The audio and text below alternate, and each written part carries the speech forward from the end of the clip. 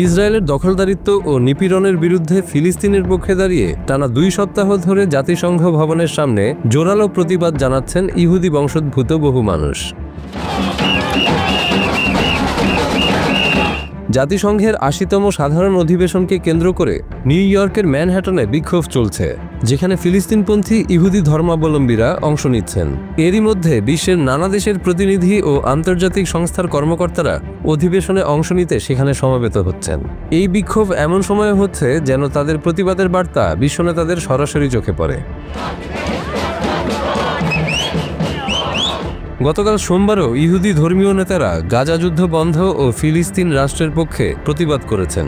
ইহুদি ধর্মাবলম্বী বহু মানুষ এখানে একত্রিত হয়ে মানবতা বিরোধী অপরাধের বিরুদ্ধে প্রতিদিন জাতিসংঘ ভবনের সামনে বিক্ষোভ করছেন। 9 সেপ্টেম্বর যখন জাতিসংঘ অধিবেশনের প্রাথমিক কার্যক্রম শুরু হয়, তখন থেকে 30 জন ইহুদি ধর্মীয় প্রতিনিধি প্রতিদিন এখানে প্রতিবাদ সমাবেশ করছেন। তারা ঘণ্টা বাজিয়ে তাদের অবস্থান স্পষ্ট করছেন এবং হাতে বিভিন্ন ইসরায়েল বিরোধী স্লোগান লেখা প্ল্যাকার্ড ধরে তাদের বিক্ষোভ প্রদর্শন করছেন।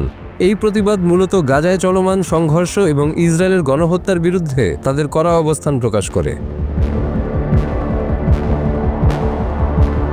সাধারণ অধিবেশনের প্রধান অংশ high level general debate 23 September থেকে শুরু হয়ে 27 সেপ্টেম্বর পর্যন্ত চলবে। এতে বিশ্বের 193টি দেশের প্রতিনিধিরা অংশগ্রহণ করবেন এবং গুরুত্বপূর্ণ বৈশ্বিক বিষয় নিয়ে আলোচনা করবেন।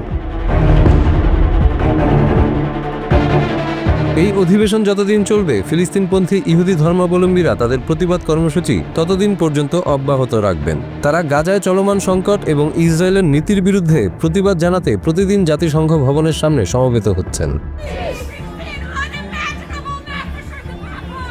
গতকাল একজন রাবাই বলেন, জাতিসংঘ ভবনের সামনে তিনি এবং অনেক ইহুদি দাঁড়িয়ে আছেন তাদের পক্ষেই যারা ইসরায়েলের এই যুদ্ধের বিরোধিতা করছেন। তিনি বলেন, নেতানিয়াহু তার স্বার্থে ইহুদি ধর্মকে যুদ্ধ চালানোর হাতিয়ার হিসেবে ব্যবহার করে চলেছেন, যা ইহুদিদের বিব্রত করছে এবং বিশ্বজুড়ে তাদের বিপদে ফেলছে। যুক্তরাষ্ট্রে ফিলিস্তিনের পক্ষে ইসরায়েল বিরোধী বিক্ষোভের কারণে 2024 সাল থেকে এখন পর্যন্ত 3000-এর বেশি মানুষকে গ্রেপ্তার করা হয়েছে। এছাড়া কলম্বিয়া বিশ্ববিদ্যালয়ের সামাজিক কর্মী মাহমুদ খলিলের গ্রিন কার্ড বাতিলের প্রক্রিয়া শুরু করা হয়েছে এবং অন্তত 300 জনের ভিসাও বাতিল করেছে ট্রাম্প প্রশাসন। তবে জাতিসংঘ ভবনের সামনে চলমান এই শান্তিপূর্ণ প্রতিবাদ সমাবেশ থেকে এখন পর্যন্ত কাউকে আটক করার কোনো খবর পাওয়া যায়নি। ইহুদি ধর্মাবলম্বী এই আন্দোলনকারীরা নিয়ম মেনে শান্তিপূর্ণভাবে তাদের মতামত প্রকাশ করে যাচ্ছেন।